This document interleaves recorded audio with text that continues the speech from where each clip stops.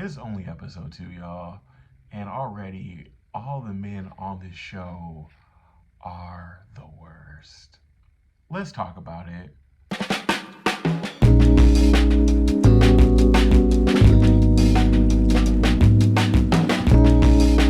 What is up, you guys? Welcome back to Leo Reviews. I'm your boy Leo, and today we are here to review Love and Marriage Detroit Season 1, Episode 2. And wow, this was a lot. Before we get started, please do all the YouTubey things, like, comment, subscribe, especially if you want to see more of this face. Okay, so we pick up where we left off last week, where Christina just found out that Brandon has this new female artist that she did not know about before they got together. And honestly, Christina's upset, rightfully so, right? Especially with Brandon's background and how he did things with other artists. She's upset, especially because she did not know about it. So they go off and they have a conversation to the side. Now, back at the table, it seems as if all the other men, none of the women, mind you, but all the other men are now using this as a way to blame this entire situation on Colby, because she spilled all of Brandon's tea. And they're also trying to blame it on Russell as well for pillow talking. We're going to talk about this a little more, but I personally am of the belief that this is not Colby's fault. Brandon, if you had told your wife in the first place and not told everybody else and not done this behind your wife's back, we wouldn't even be in this situation. So we can't really blame Russell for pillow talking. We can't blame Colby for telling Christina. You can honestly only really blame yourself because you put yourself in the situation. Now we're back with Brandon and Christina, and it seems as like he's doing the typical, well, I didn't tell you because you did this, or I was doing this because you did that, which is trash to me, because that's you cannot say I did something dishonest to you simply because you were X, Y, and Z. Because here's the thing, if a person's not being, even if a person is being, like rigid, they're not letting you go to the club, they don't want you to do this and that, you can't say, well, I was dishonest with you, or I kept something with you simply because this person is rigid. That's not a real excuse. That's just you trying to shift blame from your behavior and put it onto the other person. Christina tells him, hey, I feel like you're minimizing my feelings and how this makes me feel, and you don't realize that when you do things like this, it makes me feel some sort of way. And the real issue that they're really having, that we're going to see a lot through this episode, is communication. Christina asked him, she says, is the reason why you were so weird to me on FaceTime the other night is because she was there? And he says yes. And see, I knew it, right? I knew it. I said it last week. The only reason why Brandon was even was acting as if he was offended that she called, it was all an act to keep her from asking more questions about who this artist was, because he does not want her to know that there was a female artist there. Once again, I'm watching this scene and I'm like, Brandon, what is so special about this woman? What is so special about this female artist that you have to tank your wife's trust for it? What makes this artist so much better than the rest that you couldn't even have the conversation of who she was to your wife? In our next scene, we are with Colby and Russell, and now they're doing they're doing a project. We're doing a project around the house, and the conversation goes back to the whole situation with Christina and Brandon. Russell tells Colby that he feels that Colby is responsible for what happened. Colby says that she's not responsible, and that Brandon should have told his wife. All she was just doing was relaying information that should have already been given to the person it should have already been given to. And I wholeheartedly agree. The conversation shifts to Brandon telling his wife that he has decided that he wants to go to divinity school. He wants to be a pastor, and this is the life that he wants for himself. And he's already started the process for going to school. Colby is upset by this because he did not communicate with her. This is something that he wanted to do with his life. Colby is also upset because she said that she grew up a PK, a preacher's kid, so she knows what that life entails, and it's not a life for her that she wants. And I can relate to Colby on this wholeheartedly, because I essentially did grow up a PK as well. I grew up in a very, very strict, almost cult-like religion, and my dad was like head pastor in charge of our specific congregation. So I understand what that entails, being the child of a preacher, the child of a PK. I know what that entails, and like Colby, that is not a life I'd ever see for myself. I never wanted that life that my dad had, and I would never want to honestly be in a relationship, especially committed marriage, with somebody who does that too, because I know what that entails. You're always busy, you're not always at home, and it just takes a lot of time away from your family that you're devoting into everybody else into the congregation. And I just wouldn't want to live that life either. So I completely understand where Colby's coming from. Russell ends up dropping another bomb on Colby that he is planning on opening a gym. And once again, Colby is upset because this whole episode should just be called communication, because these guys, they're not why aren't y'all communicating with your wives? It's not that hard. Some of y'all want to do these things and make these business moves and these money moves and do all these things, but you don't want to communicate with your partner, your wife that's supposed to be there, and y'all think, oh, I'm the man, I'm supposed to get it, and then you're gonna leave her out of these situations, or leave her out of like these decisions that you're making, especially if some of them are big, and then y'all want to be surprised or upset when she's not happy. Of course she's not happy because you made these decisions without her. Especially if you're married, you guys are supposed to be one. So how are you guys one if you're going off and doing every single thing, or you're making these big old decisions, or you're doing this and that, and you're leaving her completely out in the dark? Make it make sense. Russell then, as Colby's getting upset with this, Russell then uses the Bible to try to tell her like she's tripping. I don't like that, because here's my thing, right? The Bible, people call the Bible the good book, right? If it's the good book, let's not use it to manipulate people into not having regular emotional or human responses to your bad behavior. Let's not, because that's all he was doing, was he was using the Bible to manipulate her and to shut her up and say, well, this is what God told me to do, so you shut your. That's pretty much what he was doing. All right, so we get to Christina and Brandon, and Christina, they're at the house just chilling. It seems like Christina is trying to decompress and get her mind right from the whole situation. They start talking about his new artist and everything like that, and she asked, is this somebody who she's going to be able to meet? And he roundaboutly tells her no, which, that's shady. It's shady. It's shady. It's shady as hell, to be honest with you, because Brandon needs to realize that he cannot move the way that he wants to move completely, especially dealing with his wife. He needs to realize that he just can't do whatever he wants and not tell his wife and expect to have a good and happy marriage. He can't hide things. He can't lie. He can't do, especially when you've had a past and you've done things to completely tank your wife's trust in the past, right?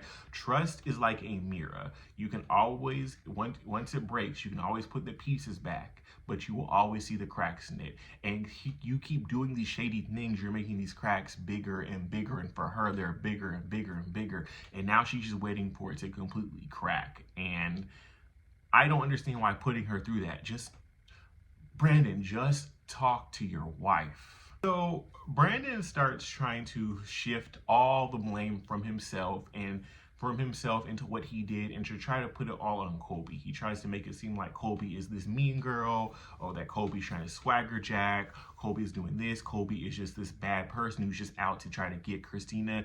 And he was doing that in an attempt to, it's very clear that Christina and Colby are close friends, and Brandon does not like Colby for outing him. And I feel like he's afraid, in my opinion, I feel like he's afraid that Colby is going to figure out more information. So if he can separate the two girls and make it so that they're not cool or cause some sort of beef in between them, that's what he's doing, which is so trash. And it does not make you look any more innocent, Brandon. This, like, when you do stuff like that, it comes off as manipulative, and it comes off as that you are trying to manipulate your wife's emotions and feelings towards another person to save your own ass. And no, it's not even one thing. It's what you're doing. It's very clear it's what you're doing. Because, like I said, Colby didn't do anything. Yeah, Colby was being a bit of a mess box, but all she really had to do is just apologize to move forward. It should not be this deep that you're trying to tank their relationship. So Anthony and Latoya are just, They meet up, they're having a conversation about their upcoming wine event. Anthony says he invited only pretty girls only to the event. Hey, Latoya laughed it off. It very feels like Anthony just says things and Latoya just laughs it off, or she doesn't fully take it seriously. Like he's trying to. It feels like Anthony tries to appear a certain way or to come across a certain way, and it, how do I word this? It's very clear that Latoya runs this thing. Like Anthony does not run anything. He tries, but he does not run it. Latoya runs it, but she likes to pretend. She pretends so that he feels like he runs. It's very clear that like she's on top, but she wants him to feel like he's on top. So she just lets him say whatever he wants to say. Honestly, we're talking about the whole situation with Brandon and Christina, and they both agree that it's not Colby's fault, but Latoya thinks it's Brandon's fault for not being upfront with his wife. But Anthony feels like it's completely Russell's fault for pillow talking to his wife in the first place. Is it just all couples pillow talk? I feel like who else are you gonna talk to? All couples pillow talk. All my friends who are in significant have significant others who are in relationships. I assume that their significant other knows all my tea. I know it that they know all my tea, and it doesn't bother me because couples talk. That's what you do when you're in a couple. You talk to your significant other. Like if you can't gossip with your significant other, then you're not in the right relationship, honestly. Anthony says he understood where Brandon was coming from because he feels like he would have probably done the same thing, which, why is it you guys' natural inclination to not include your wife on things? Like, I've never been like more just confused in my life. Why is it like your first thought is just to not involve your wife? Like your first thought is just me handling it all by myself. And it typically, yeah, sometimes it works, but then it puts you in a situation like this when all you would have to really have done is had a conversation with her. Now, you might not have liked maybe her reaction to it, but literally that would be a better reaction to you just going behind her back and not talking to her. If she's supposed to be your partner and you guys are supposed to be one, treat her as such. It's as simple as that. So the guys meet up at this club owned by this club owner named Bravo. Bravo seems like he's going to be the new cast member. He has confessionals and everything. And they are just meeting up at the club for a guys' night out. Now, all of a sudden, Christina calls and Bravo accidentally blurts out that they were currently in a club. And once again, Brandon, you're doing things that you know your wife is not going to like, and you're doing it behind her back. Like, why do y'all do this? Like, behind her back, and especially when it's going to be filmed? It's like y'all want to have a problem.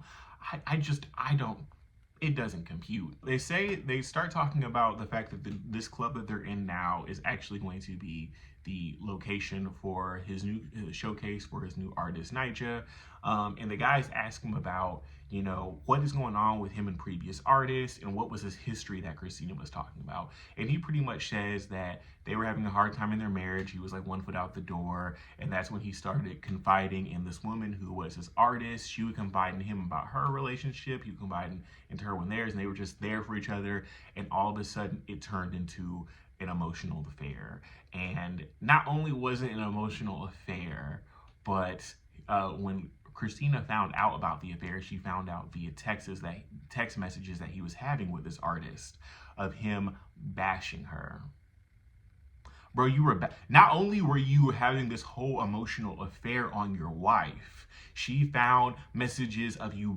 I don't know why she's still with you, because it's bad enough. It's bad enough that you're having this whole emotional affair with this other person on me, but for you to be trashing me to this person is I don't know what would be worse, honestly. I feel like the emotional affair part would be the first level of betrayal, but you bashing me would probably send me over to divorce. The fact that Christina is still with you, bro, you are lucky. And honestly, her having these issues, her not being fully healed yet, is completely understandable, because like that's a lot for you, not only for you to find out that your husband does not respect you enough to like not have this emotional affair, but your husband does not respect you enough to not to bash you to the outside world. Like, I get where she's coming from. And also, you can't expect this girl to fully heal when you keep doing things and doing things that like malign her trust and like don't show her that you're not really focused nor caring about her feelings.